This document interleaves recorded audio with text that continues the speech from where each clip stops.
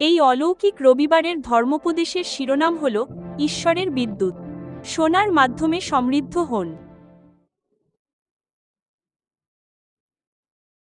ধর্মগ্রন্থে আমরা দেখতে পাই যে ঈশ্বর তার নিজের সম্পর্কে এবং তার কার্যপ্রণালী সম্পর্কে কিছু প্রকাশ করার জন্য সৃষ্টি এবং আমাদের জগতের কিছু জিনিস ব্যবহার করেন।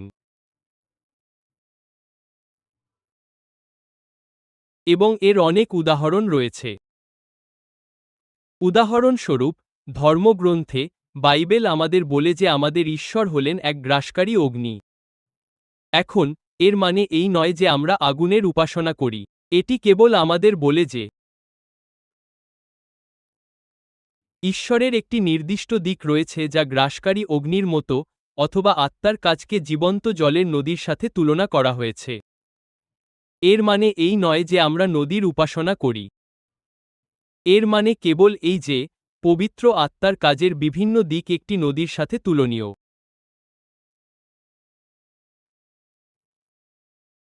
এবং আজ সকালে, যেহেতু এটি অলৌকিক রবিবার, আমি চাই আমরা সৃষ্টি বা প্রকৃতির এমন একটি উপাদানের দিকে তাকাই যা ঈশ্বর নিজের সম্পর্কে কিছু নির্দেশ করতে ব্যবহার করেন, এবং তা হল বিদ্যুৎ।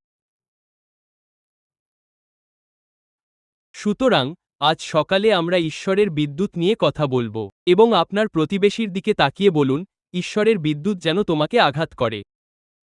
এবং এটি একটি ভালো অর্থে, তাই না? এটা কোনো খারাপ অর্থে নয়, বরং ভালো অর্থে। ঈশ্বরের বিদ্যুৎ আপনাকে আঘাত করুক। ঈশ্বরের বজ্রপাত আপনাকে খুঁজে পাক, আপনাকে আঘাত করুক, আপনার মঙ্গল করুক। আমেন। এটা আপনাকে কোনোভাবেই আঘাত করবে না, কিন্তু ঈশ্বরের বিদ্যুৎ আমাদের প্রত্যেককে আঘাত করুক। কিন্তু এটা একটা মজার বিষয় যে ইয়োবের পুস্তক থেকে শুরু করে প্রকাশিত বাক্য পর্যন্ত, আমরা দেখতে পাই যে বিদ্যুৎ এবং বজ্র কোনো না কোনোভাবে ঈশ্বরের সাথে সম্পর্কিত। অবশ্যই আমরা বিদ্যুৎ এবং বজ্রের উপাসনা করি না, আমরা তা বুঝি, এ ব্যাপারে আমরা খুবই স্পষ্ট। কিন্তু ঈশ্বর এই সৃষ্ট উপাদানগুলো ব্যবহার করছেন তার নিজের পরিচয় এবং আমাদের জীবনে তার কাজের পদ্ধতি প্রকাশ করার জন্য, যাতে আমরা এর সাথে নিজেদেরকে মেলাতে পারি এবং এটিকে আমাদের প্রার্থনা, ঈশ্বরের উপাসনা বা ঈশ্বরের সাথে আমাদের সম্পর্কের অংশ হিসেবে ব্যবহার করতে পারি। এখন বিদ্যুৎ সম্পর্কে কয়েকটি কথা। আপনারা জানেন যে এটি আসলে বৈদ্যুতিক শক্তির একটি নির্গমন। তো খুব বেশি বিস্তারিত না বলে বলি, ঝড়ের সময় যখন মেঘ তৈরি হয়, তখন মেঘের উপরের অংশ ধনাত্মক চার্জযুক্ত থাকে। মেঘের নিচের অংশ ঋণাত্মক চার্জযুক্ত থাকে এবং নিচের দিকের এই ঋণাত্মক চার্জ এতটাই তীব্র হয় যে তা পৃথিবীর পৃষ্ঠের ঋণাত্মক চার্জকে বিকর্ষণ করে। ফলে পৃথিবীর পৃষ্ঠে একটি ধনাত্মক চার্জ তৈরি হয়। এখন বাতাস, যা সাধারণত বিদ্যুতের একটি দুর্বল পরিবাহী, সেখানে এই চার্জ নিঃসরণের পার্থক্য এতটাই বেশি হয় যে মেঘের ঋণাত্মক দিক থেকে পৃথিবীতে বিদ্যুৎ বা বৈদ্যুতিক শক্তির একটি বিশাল ঢেউ নেমে আসে এবং বজ্রপাত ঘটে। কিন্তু এটা ভেবে দেখুন,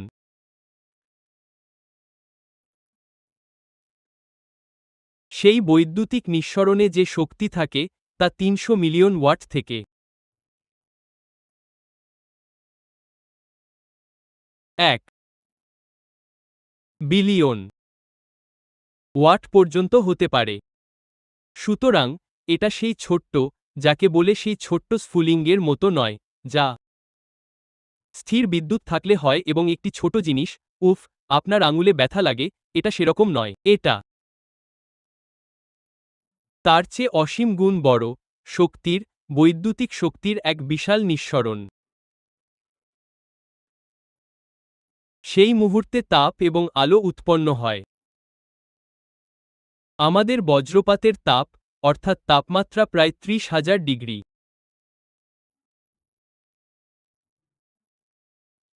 সেলসিয়াস, যা সূর্যের পৃষ্ঠের তাপের ৫ গুণ। তাই আপনি এর কাছাকাছি আসতে চাইবেন না। আমরা শুধু বলতে পারি না যে আপনি ঝলসে যাবেন, এটা ঝলসে যাওয়ার চেয়েও বেশি কিছু হবে। মানে, কল্পনা করুন সূর্যের 5 গুণ তাপ ঠিক এখানেই পৃথিবীর পৃষ্ঠে সেই বজ্রপাতের মধ্যে রয়েছে 30,000 ডিগ্রি সেলসিয়াস। এখন এই বজ্রপাতগুলোর কিছু কিছু উল্লম্বভাবে দেখলে কয়েক কিলোমিটার পর্যন্ত বিস্তৃত হতে পারে, প্রায় 3 থেকে 15 কিলোমিটার বা তারও বেশি, কিন্তু এগুলো আনুভূমিকভাবেও বিস্তৃত হয়। এবং মার্কিন যুক্তরাষ্ট্রে পরিমাপ করা সবচেয়ে বড় বজ্রপাতটি ছিল 829 কিলোমিটার, এর চেয়েও বড় কিছু হতে পারত। 829 কিলোমিটার, যা 3টি রাজ্য জুড়ে বিস্তৃত। একটি বজ্রপাত আনুভূমিকভাবে এতটা বিস্তৃত, এটা বিশাল। প্রায় 1000 কিলোমিটারের কাছাকাছি একটি বজ্রপাত আনুভূমিকভাবে, এটা বিশাল। আর তারপর আমাদের কাছে এই কথাটা আছে, আকাশ থেকে বজ্রপাত। এটাও বজ্রপাতের সাথে সম্পর্কিত, যেখানে কখনো কখনো বিদ্যুৎ প্রবাহ উলম্ব হওয়ার আগে আনুভূমিকভাবে চলে। তাই সাধারণত এটা ঝড়ের উৎস থেকে প্রায় 30 কিলোমিটার দূরে ঘটতে পারে, আর তাই এটাকে বলা হয় আকাশ থেকে বজ্রপাত। এটা দূর থেকে হঠাৎ অপ্রত্যাশিতভাবে ঘটে। মূল কথা হল, বজ্রপাত এতটাই বিশাল, এটা এতটাই বড় যে আমরা এটাকে নিয়ন্ত্রণ করতে পারি না। এটা এতটাই শক্তিশালী যে ওই একটি বিদ্যুৎ প্রবাহে কী পরিমাণ শক্তি এবং তাপ নির্গত হয় তা আমরা বুঝতেই পারি না।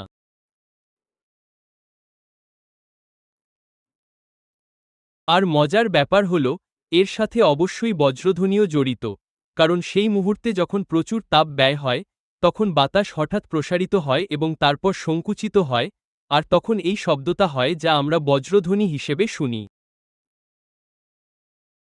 তাই এখানে আলোও থাকে, কারণ আলো শব্দের চেয়ে দ্রুত চলে। তাই আপনি প্রথমে এটি দেখেন এবং তারপর শব্দ শোনেন। সুতরাং বজ্রপাত এবং বজ্রধ্বনি একসাথে চলে। আর মজার ব্যাপার হল, ঈশ্বর এটাকে ব্যবহার করে আমাদের তার রাজ্য, তিনি কে এবং তিনি কিভাবে কাজ করেন সে সম্পর্কে কিছু বলছেন। তাহলে চলুন ধর্মগ্রন্থে তা দেখি, কেমন? তো যেমনটা আমরা বলেছি, আপনি এটি সমগ্র ধর্মগ্রন্থে খুঁজে পাবেন। আমরা কয়েকটি পথ তুলে ধরব এবং তার সৃষ্ট এই উপাদানের ব্যবহারের মাধ্যমে আমরা স্বর্গীয় বিষয়, আত্মিক বিষয় এবং স্বয়ং ঈশ্বর সম্পর্কে কি শিখতে পারি তা দেখার চেষ্টা করব। প্রথমত, আমরা বলেছি যে স্বর্গীয় চেহারা বর্ণনা করার জন্য বিদ্যুৎ ব্যবহার করা হয়। এর মানে হল স্বর্গীয় সত্তাদের চেহারা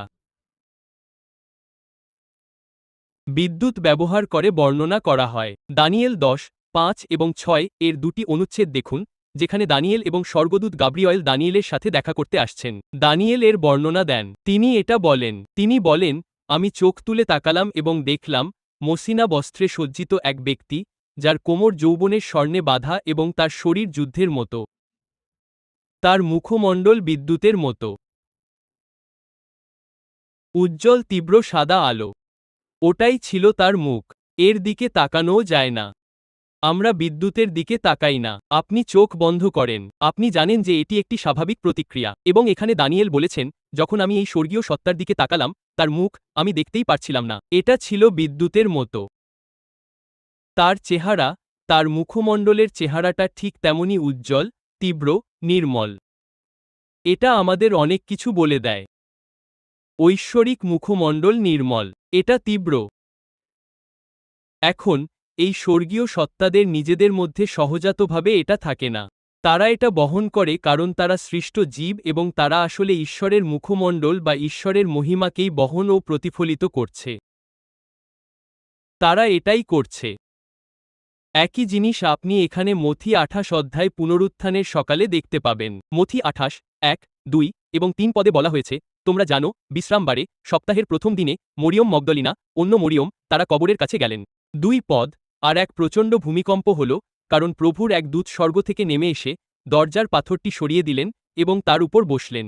এবং 3 নম্বর পদটি দেখুন, তার মুখমণ্ডল বিদ্যুতের মতো ছিল। এই স্বর্গদূতের চেহারাটাই ছিল তীব্র উজ্জ্বল আলো, বিদ্যুতের মতো। ঈশ্বরের ঘনীভূত মহিমার মতো। এমন কিছু যা আপনি সহ্য করতে পারতেন না। এটা এমন ছিল না যে, বাহ, দেখতে তো বেশ সুন্দর। আপনি এই বিদ্যুতের দিকে একদৃষ্টে তাকিয়ে থাকবেন। এটা অভিভূত করার মতো। ঈশ্বরের মহিমা প্রকাশিত হচ্ছে। সুতরাং, ঐশ্বরিক প্রকৃতির প্রকাশ, ঐশ্বরিক সত্তাদের প্রকাশকে বিদ্যুৎ, বিশুদ্ধ তীব্র সাদা আলো হিসাবে বর্ণনা করা হয়েছে, এমন কিছু যা আমরা ধারণ করতে পারি না। এটা ঘনীভূত মহিমা।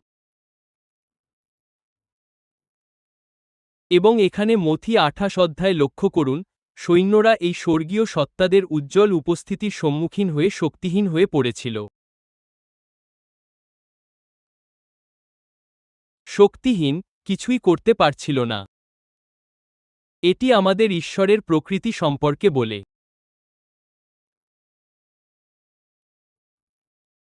ঈশ্বরের উপস্থিতি আবার ধর্মগ্রন্থে বিভিন্ন উপায়ে প্রাকৃতিক উপাদান দিয়ে চিত্রিত করা হয়েছে এবং মজার বিষয় হল, বিদ্যুৎ এবং বজ্র ঈশ্বরের উপস্থিতি বর্ণনা করতে ব্যবহৃত হয়।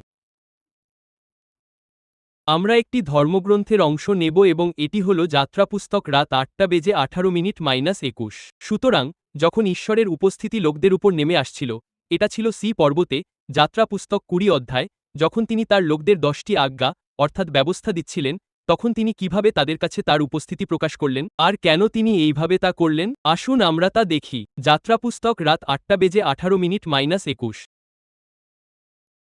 তখন সমস্ত লোক বজ্রপাত, বিদ্যুৎ চমক, তুরীর শব্দ এবং পর্বত থেকে ধোঁয়া উঠতে দেখল। আর যখন লোকেরা তা দেখল, তারা ভয়ে কাঁপতে লাগল। সুতরাং দেখুন, ঈশ্বরের উপস্থিতি। এখন, কখনো কখনো ঈশ্বরের উপস্থিতি আসে এক মিষ্টি সুগন্ধের মতো। কখনো কখনো ঈশ্বরের উপস্থিতি আসে, জানেন তো, খুব নম্রভাবে, খুব মূল্যবানভাবে।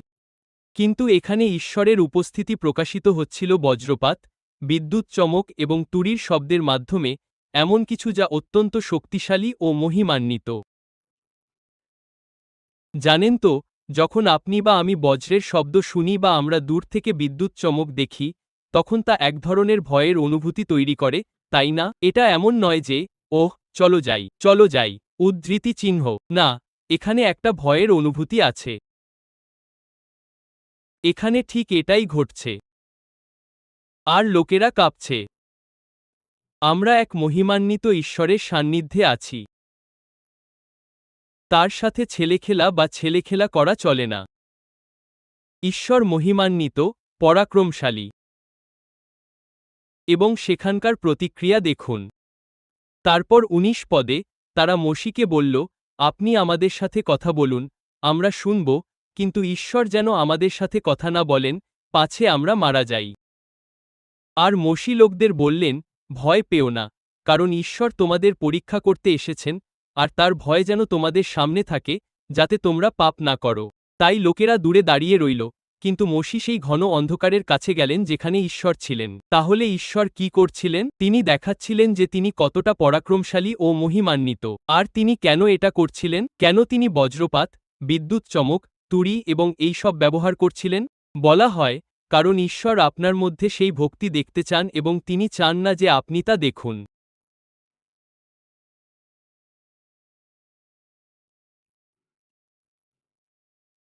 এটা বজ্রপাত ও বিদ্যুৎ চমকের মাধ্যমে আমাদের জানাচ্ছে যে ঈশ্বর কতটা শক্তিশালী ও মহান এবং আমাদের এমন ঈশ্বরের প্রতি পবিত্র ভয়ে সশ্রদ্ধ হয়ে দাঁড়ানো উচিত এবং আমাদের মাঝে পাপের কোনো স্থান থাকা উচিত নয়।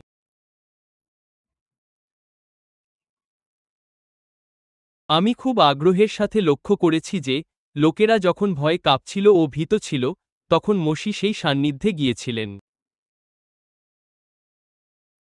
সুতরাং ঈশ্বরের এই বিস্ময়কর উপস্থিতি আমাদের দূরে সরিয়ে দেওয়ার জন্য নয়, বরং শ্রদ্ধার সঠিক হৃদয় নিয়ে তার কাছে টেনে আনার জন্য।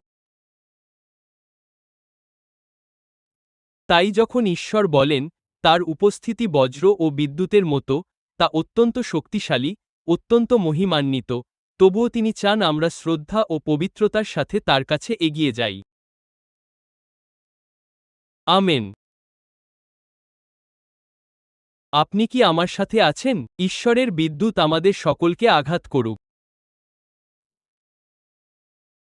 আর আপনারা জানেন, আমরা দেখেছি যে বজ্র ও বিদ্যুৎ এবং ধর্মগ্রন্থে আপনারা অনেক জায়গায় পাবেন যে বজ্রকে ঈশ্বরের কণ্ঠস্বরের সাথে যুক্ত করা হয়েছে।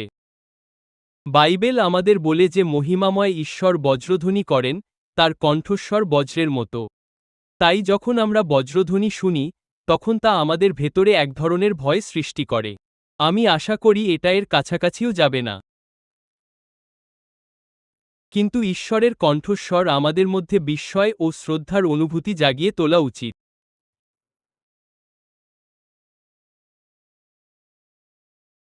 আমরা আরও একটি জিনিস দেখি যে ঈশ্বরের সিংহাসন থেকে বজ্র ও বিদ্যুৎ নির্গত হয়, এবং আমরা প্রকাশিত বাক্য পুস্তকে এটি অনেকবার দেখি। আমরা প্রকাশিত বাক্য 4:5 একটি পদ দেখব।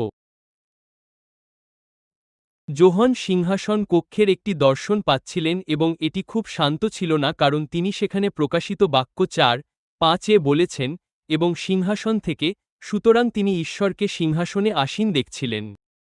তিনি সিংহাসন থেকে কি দেখেছিলেন? সিংহাসন থেকে বিদ্যুৎ চমকানো,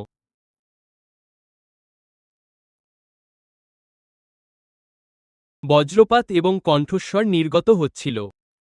সুতরাং স্বয়ং ঈশ্বরের সিংহাসন থেকে, আপনি কি কল্পনা করতে পারেন যে দৃশ্যটি কেমন হতে পারত? আপনার মনে ঈশ্বরের চরণযুগল সিংহাসনের উপর এবং সেই সিংহাসন থেকে এই দৃশ্যটি কল্পনা করার চেষ্টা করুন। এটি কেবল একটি বিদ্যুৎ চমকানো বা একটি স্থির বিদ্যুৎ নিঃসরণ ছিল না। আপনি বিদ্যুৎ চমকানো এবং বজ্রপাতের কথা বলছেন। এটি অবশ্যই আমাদের কল্পনার অতীত ছিল। এটা নিশ্চয়ই ঈশ্বরের কাজ, আমি সিংহাসন থেকে এটা সামলাতে পারছি না। ঈশ্বর কি বলেন? তার সিংহাসন এতটাই শক্তিশালী। আমাদের কাছে একমাত্র যে শব্দটি আছে তা হল সর্বশক্তিমান্তা।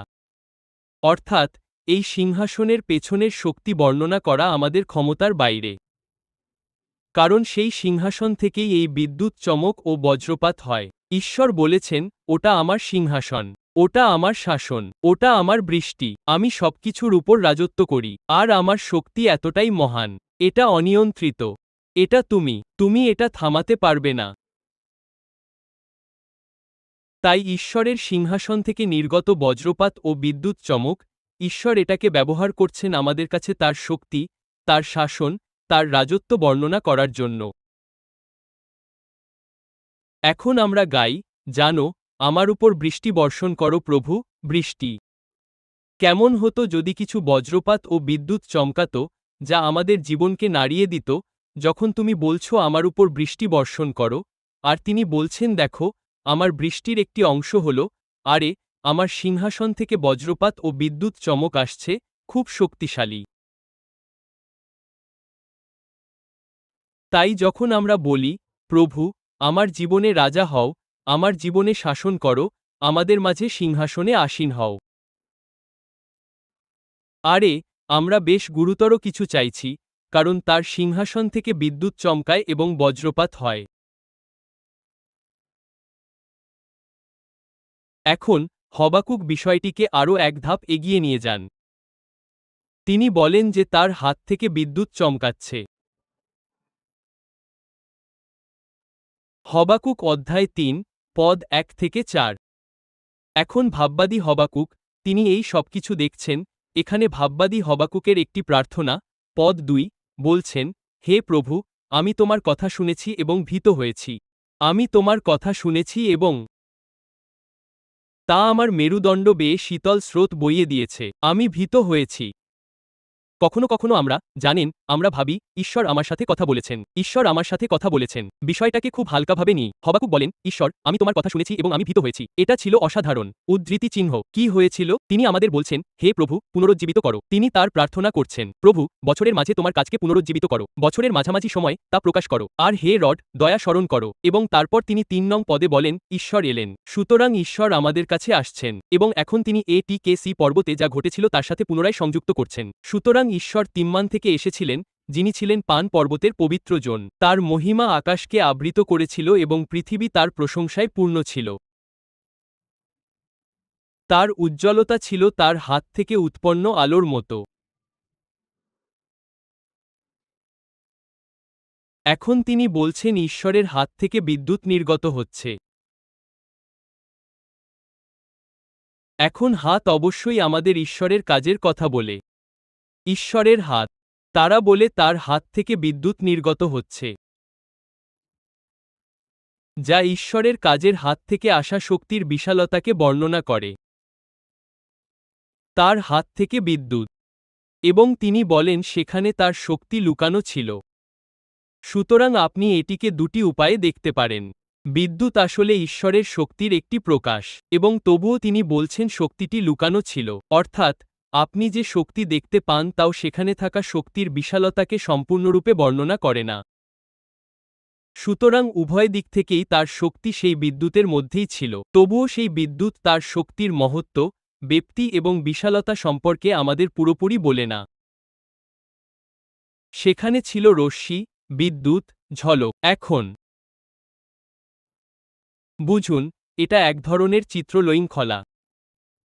এই ভাষা আমাদের বোঝাতে ব্যবহৃত হয় যে ঈশ্বরের শক্তি কতটা মহান। আমেন। ঈশ্বরের কাজ। এটা কতগুলো দেয়াল? মাপা যায় না। তার হাত থেকে বিদ্যুতের ঝলক। এখন মজার ব্যাপার হল, ধর্মগ্রন্থ আপনার এবং আমার জীবনে ঈশ্বরের কাজকে একই ভাষায় সংযুক্ত করে যে, যখন ঈশ্বর তার পরিত্রাণ পাঠান, যখন ঈশ্বর আপনার এবং আমার জীবনে হস্তক্ষেপ করেন, তখন তিনি তা তার বিদ্যুতের মাধ্যমেই করেন। এটা খুবই আকর্ষণীয়। আবারও বলছি, আমি কেবল এক বা দুটি অনুচ্ছেদ তুলে ধরছি। আপনি ধর্মগ্রন্থে অনুসন্ধান করলে এমন অনেক কিছুই খুঁজে পাবেন। প্রভুর পরিত্রাণ, আপনার ও আমার জীবনে প্রভুর হস্তক্ষেপ, আপনাকে রক্ষা করতে প্রভুর আগমন, আপনাকে সাহায্য করতে প্রভুর আগমন, আপনার জীবনে তার কাজ করতে প্রভুর আগমন, এই সবকিছুই ঈশ্বরের বজ্রের ভাষায়, অর্থাৎ বজ্রপাতের ভাষায় প্রকাশ করা হয়েছে। গীতসংহিতা রাত 10:14 এবং 15 অধ্যায় দেখুন। 2 শমূয়েল, দুঃখিত, আমি কি বলেছিলাম? গীতসংহিতা। অনুগ্রহ করে 2 শমূয়েল অধ্যায় রাত 10:14 এবং 15 দেখুন। প্রভু স্বর্গ থেকে বজ্রনাদ করলেন। পরাৎপর তার স্বর উচ্চারণ করলেন। আবারও বলছি, ঈশ্বরের স্বর বজ্রের মতো। এটি অত্যন্ত মহিমান্বিত। এটি অত্যন্ত শক্তিশালী। 15 পদে, তিনি তীর নিক্ষেপ করে তাদের ছত্রভঙ্গ করে দিলেন। তিনি ঈশ্বরের কাজ সম্পর্কে আমাদের বলার জন্য একটি তীরের চিত্র ব্যবহার করছেন। এবং লক্ষ্য করুন, তিনি বজ্রপাতের কথা বলেছেন। এবং তিনি তার শত্রুদের পরাজিত করেছেন। ঈশ্বর তার লোকদের জন্য তার বজ্রপাত পাঠিয়েছিলেন এবং তিনি তাদের উদ্ধার করেছেন। আমেন। ঈশ্বরের বজ্রপাত যেন আমাদের প্রত্যেকের জীবনে আঘাত হানে। যে কোনো পরিস্থিতি বা অবস্থাই হোক না কেন, যদি তা কোনো অসুস্থতা বা রোগও হয়, ঈশ্বরের বজ্রপাত যেন তার উপর আঘাত হানে। যদি আপনি এমন কোনো পরিস্থিতির সম্মুখীন হন যা খুব কঠিন বলে মনে হচ্ছে, আপনি জানেন না কি করবেন, আপনি কিভাবে এর মোকাবিলা করবেন, ঈশ্বরের বজ্রপাত যেন সেই পরিস্থিতিগুলোর উপর আঘাত হানে। তার হাত থেকে নির্গত ঈশ্বরের বিদ্যুৎ যেন সেই পরিস্থিতিগুলোকে আঘাত করে। আপনি কি বোঝেন যে ঈশ্বর যখন আমাদের উদ্ধার করতে আসেন, যখন তিনি আমাদের জীবনে কাজ করতে আসেন, তখন তিনি তার তীর পাঠান এবং ঈশ্বরের বজ্রপাত আমাদের জীবনে আসে। ওগুলোই ঈশ্বরের বিদ্যুৎ। আমাদের এটা বিশ্বাস করতে হবে, তিনি আমাদের জীবনে কিভাবে কাজ করবেন তা বুঝতে সাহায্য করার জন্য ভাষা ব্যবহার করছেন। ভাববাদী সখরীয় ভবিষ্যতের দিকে তাকিয়ে দেখছেন যে ঈশ্বর কিভাবে তার লোকদের উদ্ধার করতে চলেছেন, তাই তিনি এখন ভবিষ্যৎবাণী করছেন। তিনি একই ভাষা ব্যবহার করছেন। এটি সখরীয় অধ্যায় 9, পদ 14-16 রয়েছে। সুতরাং এখন তিনি ভবিষ্যৎ সম্পর্কে কথা বলছেন। এভাবেই ঈশ্বর তার লোকদের উদ্ধার করতে চলেছেন। পদ 14। তখন প্রভু তাদের উপরে আবির্ভূত হবেন এবং তার তীর বিদ্যুতের মতো ছুটে যাবে। এর মানে হল ঈশ্বরের পরিত্রাণের তীরগুলো এমন গতিতে ছুটে আসবে। আপনি কিছু বোঝার আগেই তিনি এসে উদ্ধার করবেন। তার তীর বিদ্যুতের মতো ছুটে যাবে। প্রভু ঈশ্বর তুড়ি বাজাবেন এবং দক্ষিণ দিক থেকে ঘূর্ণিবায়ুর সাথে আসবেন। বাহিনীসমূহের প্রভু তাদের রক্ষা করবেন। এখানে ঈশ্বর তার নিজের লোকদের রক্ষা করার কথা বলছেন। তারা পাথর ছুঁড়ে গ্রাস করবে ও বশীভূত করবে। তারা দ্রাক্ষারসের মতো পান করবে ও গর্জন করবে। তারা পাত্রের মতো, যজ্ঞবেদীর কোণের মতো রক্তে পূর্ণ হবে। পথ 16 তাদের প্রভু ঈশ্বর সেই দিনে তাদের রক্ষা করবেন, যেমন তার লোকদের মেষপাল। কারণ তারা হবে মুকুটের রত্নের মতো, যা তার দেশের উপর পতাকার মতো উত্তোলন করা হয়েছে। সুতরাং ঈশ্বর তার লোকদের রক্ষা করতে যাচ্ছেন। তিনি কিভাবে তা করবেন? তার তীর বিদ্যুতের মতো ছুটে যাবে। এটি হল ঐশ্বরিক হস্তক্ষেপ।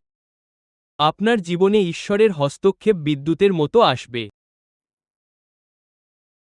আপনারা কি সবাই এটা বিশ্বাস করেন? আপনি বলেছেন, হে ঈশ্বর, আপনার বিদ্যুৎ পাঠান।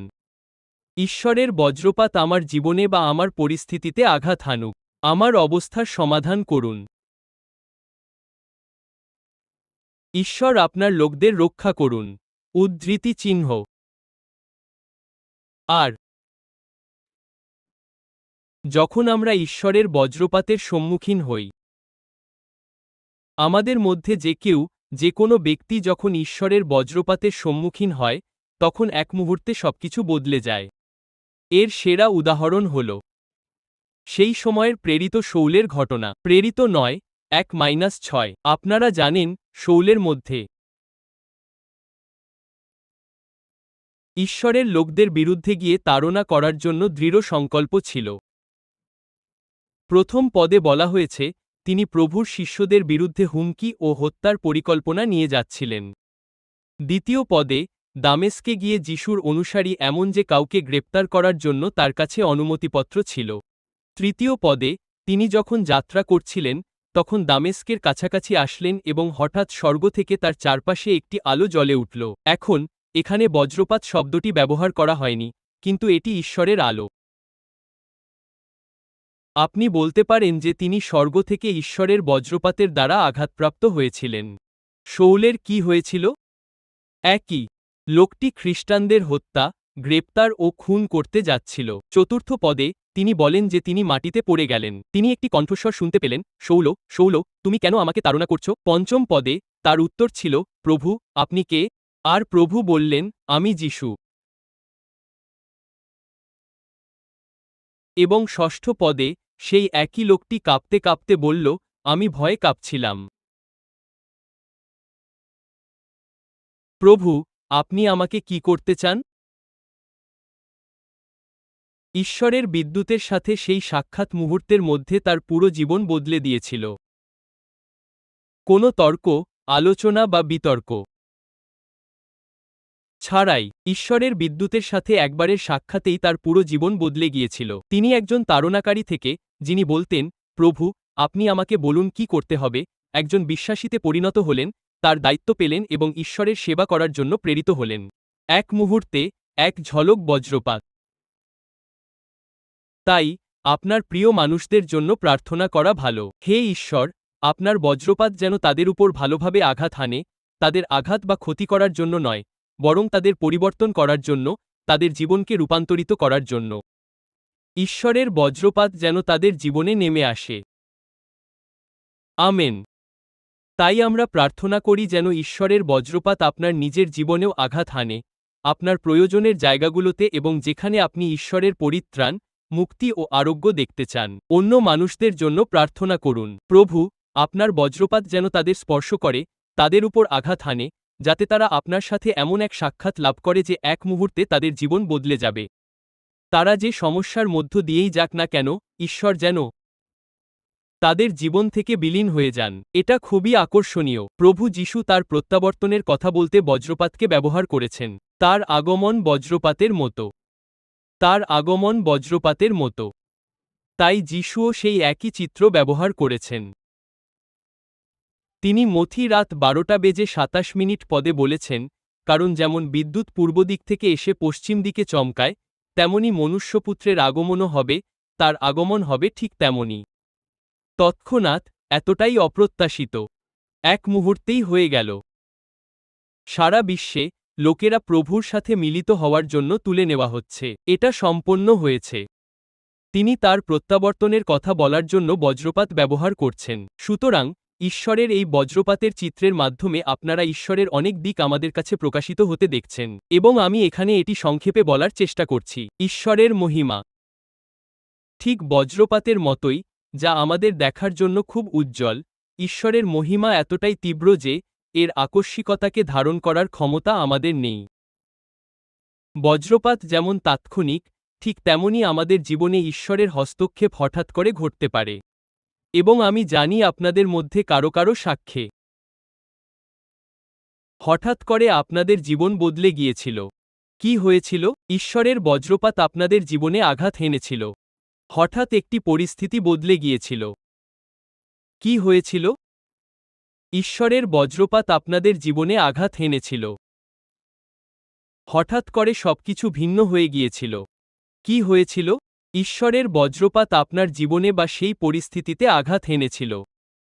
আমেন। এবং একই জিনিস আজকেও ঘটতে পারে। অতীতে তিনি যা করেছেন তার জন্য ঈশ্বরকে ধন্যবাদ। তিনি আবার তা করতে পারেন। তার কাজ শেষ হয়নি। তার বজ্রপাত ফুরিয়ে যায়নি। ঈশ্বরের সিংহাসন থেকে এখনও বজ্রপাত ও মেঘগর্জন ঝলসে ওঠে, যা এখনও ঈশ্বরের হাত থেকে আসে। তিনি আবার তা করতে পারেন। এই শক্তি সম্পর্কে জানেন, আমরা মানুষরা এই বিদ্যুৎকে নিয়ন্ত্রণ করতে পারি না। আমরা শুধু বিস্ময়ে অভিভূত হয়ে দাঁড়িয়ে থাকি। ঠিক তেমনি ঈশ্বরের শক্তি। এটি তার পবিত্রতার কথা বলে। এটি আমাদের হৃদয়ে বিস্ময় ও শ্রদ্ধা জাগিয়ে তোলে। বিদ্যুৎ চমক ও বজ্রপাত। এটি এক প্রত্যাদেশের কথা বলে। এটি সবকিছুকে আলোকিত করে তোলে। আপনি এক মুহূর্তেই তা দেখতে পান। এটি এক পরিত্রাণের কথা বলে। ঈশ্বর কিভাবে এসে এত শক্তিশালীভাবে হস্তক্ষেপ করেন, কেউ তা থামাতে পারে না। আপনার জীবনে বজ্রপাত হওয়া কেউ থামাতে পারে না। ঈশ্বরের বিদ্যুৎ আপনার জীবনে আঘাত হানছে, কেউ তা থামাতে পারে না। কে তা ধারণ করতে পারে? এবং এটি ঈশ্বরের প্রকৃত স্বরূপের কথা বলে। এটি আমাদের জীবনকে স্পর্শ করা ঘনীভূত মহিমা। সুতরাং এই বার্তার মধ্যে জটিল কিছু নেই।